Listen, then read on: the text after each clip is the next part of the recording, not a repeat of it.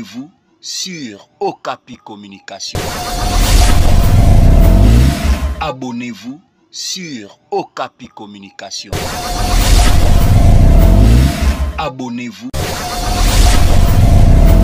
Il y a de nous, il y a des hommes très importants. Je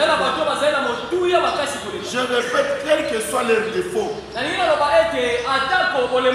ce sont des hommes solutions pour nous. Je disais que si Anne, au moment qu'il était dans le temple, la réponse d'Élie devait choquer Anne en réalité. Parce que Élie est un prophète. Anne était la fille de Dieu qui venait à l'église. Mais tout le monde, quand tout le monde est parti, Élie regarde Anne et il dit, cette femme elle est ivre. Sans même comprendre que cette femme, elle a un problème au fond de son cœur. Mais quand Anne a écouté le bêtise qui sortait dans la bouche d'Élie,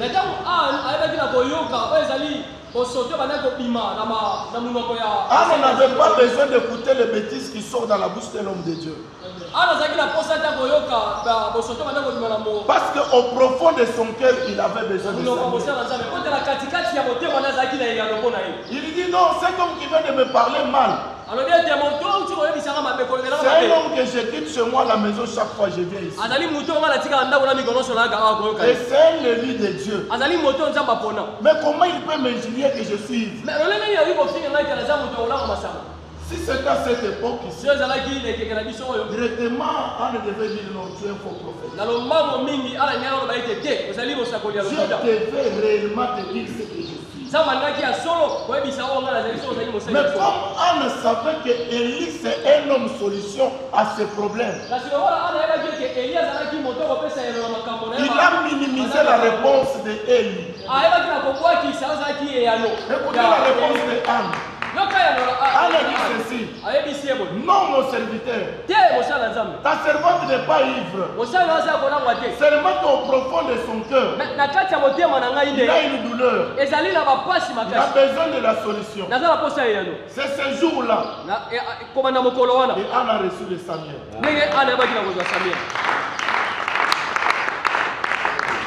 C'est ce jour-là. Dieu peut t'envoyer un homme solution. Mais il y a un comportement bizarre. Parfois quand il te donne la réponse, tu es choqué. Mais comme cet homme c'est une solution pour moi, je suis obligé de se soumettre à sa volonté. Et le comportement des hommes solutions, c'est comme si le poisson ou le poignet dans mon thème. Au moins, si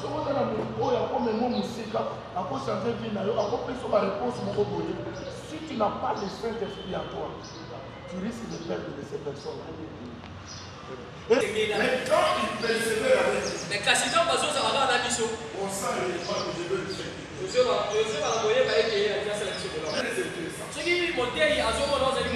doit être discipliné avec toi chaque fois. Et il ne dit pas ça. Pourquoi tu fais ça? Toi tu crois que ce professeur ne m'aime pas. Or qu'il t'aime, il n'aime pas que tu sois discipliné. Je ressuscite ces personnes. La note de partout. Et l'on voit supporter les défauts. Parce que ces hommes-là, ce sont la solution. Beaucoup de gens ont perdu des relations très importantes. Donc là, je suis allé dans son bureau.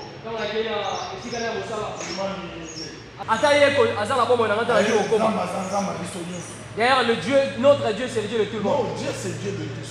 Mais c'est un Dieu de différence.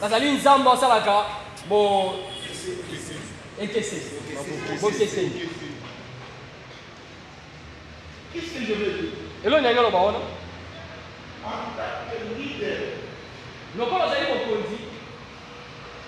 y a quelque chose que parfois quand tu te réveilles le matin, Il faut beaucoup observer sur ça. J'ai toujours dit à mes pasteurs, na bato basala kananga isika na prière, ke na makonde ni na bino esenga bodisa nzambe kolo sala te toma na biso za lipambo liko na biso chaque matin je prie na tongo nyonso na bonde je dis à Dieu commençant président de la République tous les hommes grands de ce pays je dis ces hommes même si je n'ai jamais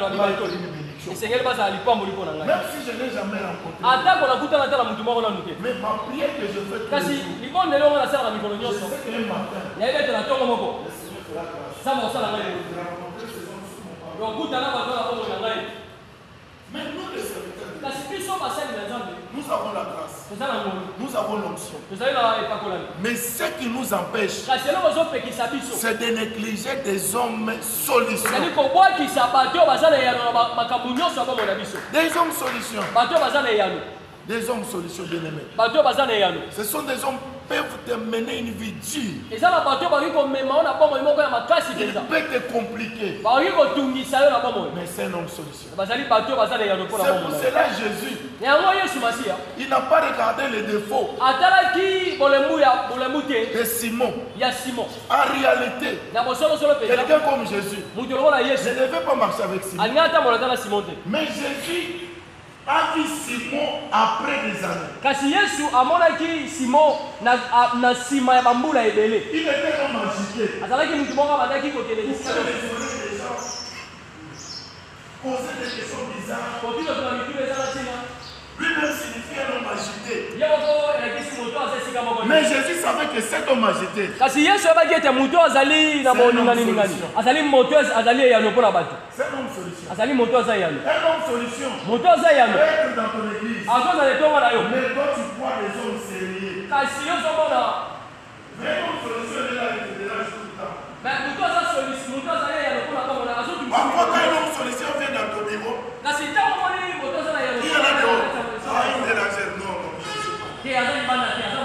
C'est pour cela beaucoup des hommes de Dieu. Ils ont raté les opportunités. Les hommes solutions ont des comportements bizarres. Même au sein de l'église. Si vous voyez quelqu'un qui dérange beaucoup, c'est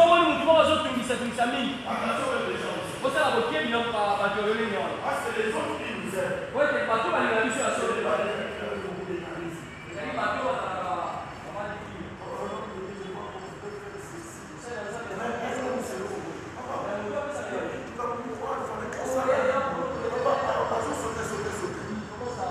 Je voulais dire quoi? Donc ce que j'ai aimé, c'est que le pasteur Israël m'a dessiné. Moi, je n'ai pas reçu cette parole comme un homme simple, mais j'ai reçu ça comme une parole prophétique. Je parlais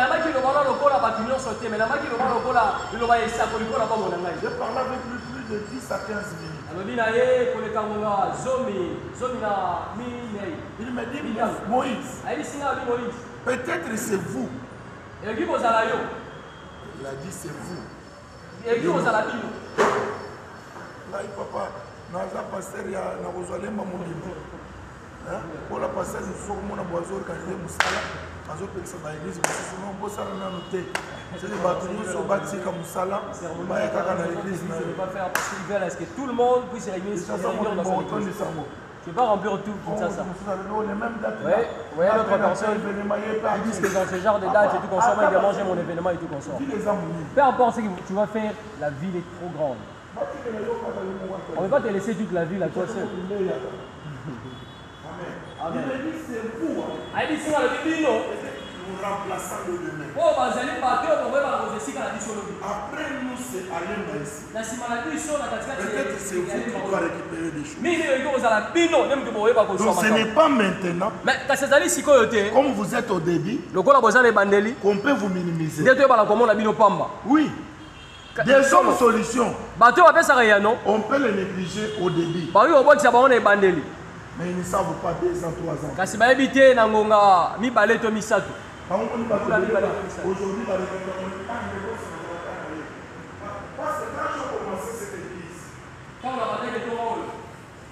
Dieu m'est témoin. Je suis arrivé à Kinshasa en 2020. Comment dire Kinshasa en 2020? Je connais personne ici. Je ne maîtrise pas la ville. Je ne sais pas là où passer. Je n'avais pas mis de relation. Des partenaires. Mais Dieu me dit, je te pose ici. Moi, dans ma prière, dans ma vision,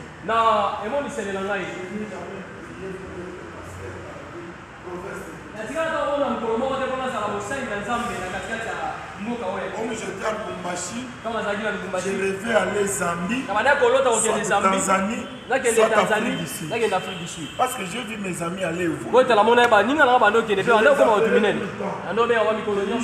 aussi. Toi, ce n'est pas là-bas. Ce n'est pas ni Lubumbashi. Je te pose à Kinshasa. Précisément où? À Lemba. Mais dit que ce qui a commis le moko, il faut consacrer à compliquer à la lecture de la Vous savez, s'il y a une commune la plus compliquée que moi j'ai à constater, c'est la commune de Lemba, où il y a des intellectuels.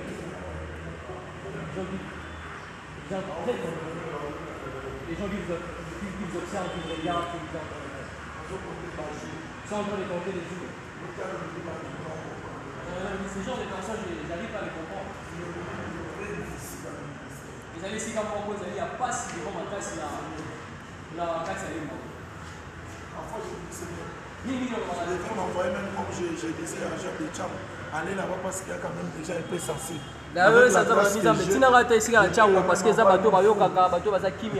Je peux avoir quand même une foule. Parce que les gens sont très sensibles.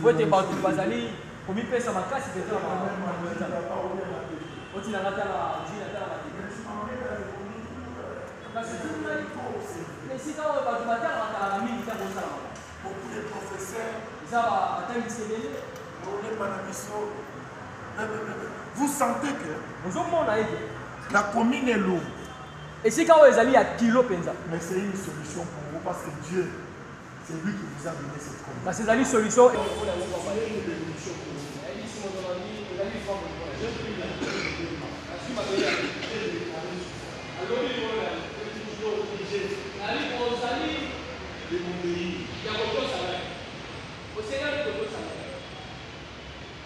Quand je commençais, j'ai décidé de prendre de 70 francs, c'est 700 francs. 500 francs et 200. Je prends cette offrande, je glorifie le Seigneur. Je prophétise sur cette offrande. Seigneur, je reçois ça avec l'humilité du cœur. À la fin, je donne 350 à celui dans mon livre.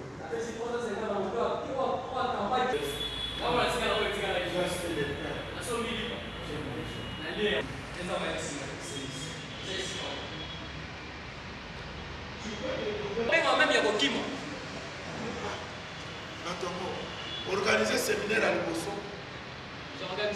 Pas invitation, tu as détruit 640. C'est bien habillé, vous arrivez comme ça, vous trouvez 5 personnes. Va répondre. Et quand je prêchais, je n'ai pas prêché comme si j'étais devant 5 personnes. J'ai prêché comme si j'étais devant une foule. Et parmi les 5, c'est les gens qui savent parce que les gens de sa prédication, tu ne peux pas, en tout cas, de leur voir. J'ai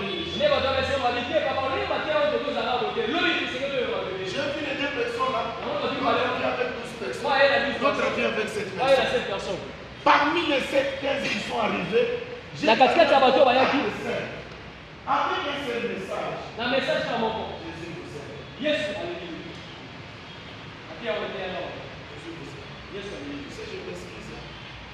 S'il y a quelque chose qui brise le ministère, c'est le découragement. C'est un démon. Parfois, Tu dis non, non, je peux aller même dans les politiques. Parce qu'aujourd'hui, ce qui fait les hommes, c'est les politiques. Et je vous dis, le parti politique a toujours passé. Et les gars toujours. Mais l'église ne passe pas. Mais l'église est quand même les partis.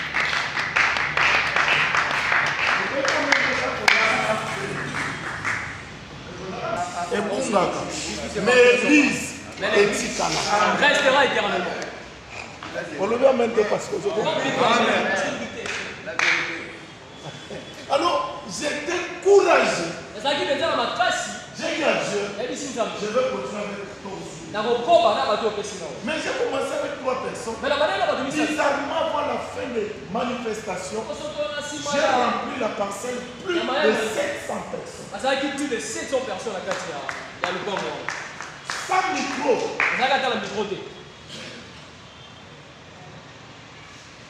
J'ai dit, wow. J'ai dit, oh. Ça me dit, et quand le monde a dit, quand le monde a commencé à provoquer les faux. J'ai déménagé l'église 6 fois. Alors moi l'église, tous les tours en bas. On ne peut pas comme ça. On a dépensé plus de $18 000. Il crée de la barre. Moi, je la personne qui m'avait donné cet argent me dit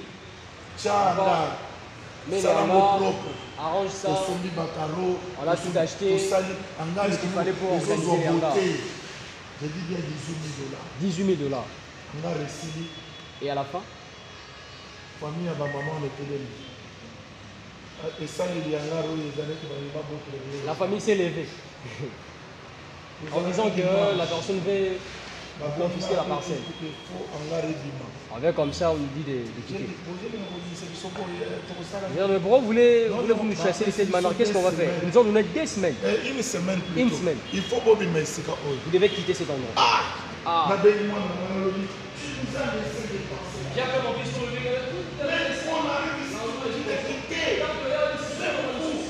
il dit au papa, regarde ma famille. C'est la parcelle familiale. Lundi, j'appelle le serviteur de l'église. Démolissez tout.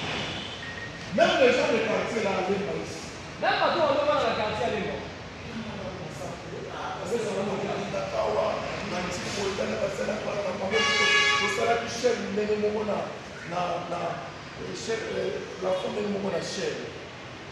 Tout était conforme. La chair et le plafond.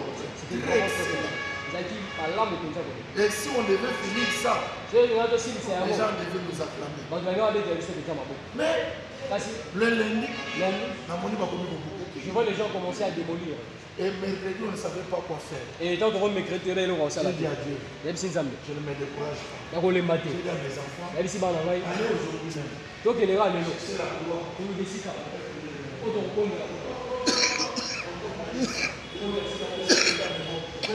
Il n'a jamais accepté que l'église entre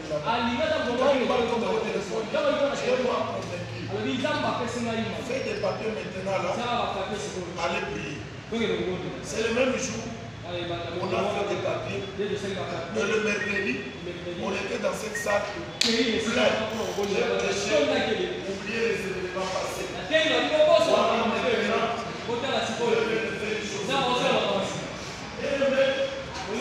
Les enfants de l'église me regardent. Qu'est-ce qui se passe? Et dimanche, les salles étaient pleines. On a 2 jours. Je ne me suis pas découragé que la salle n'a pas bon et que non, parce que je sais que l'endroit solution, le combat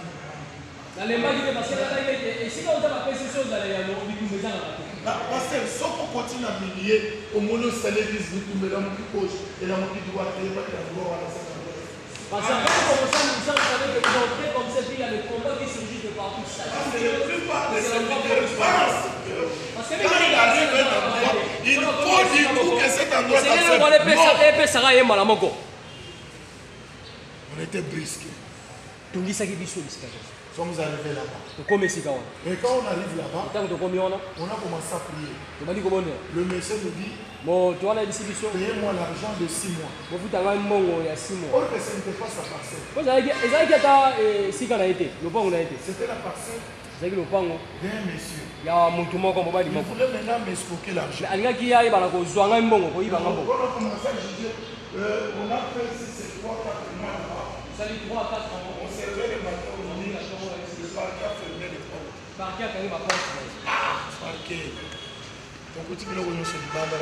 Et en arrivant comme ça, on trouve toutes les histoires étaient d'ailleurs. Alors, c'est ma langage pas.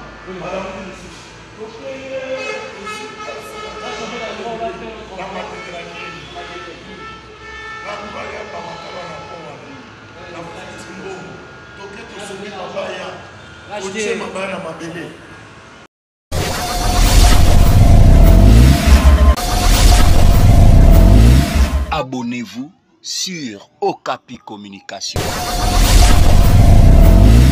Abonnez-vous sur Okapi Communication. Abonnez-vous.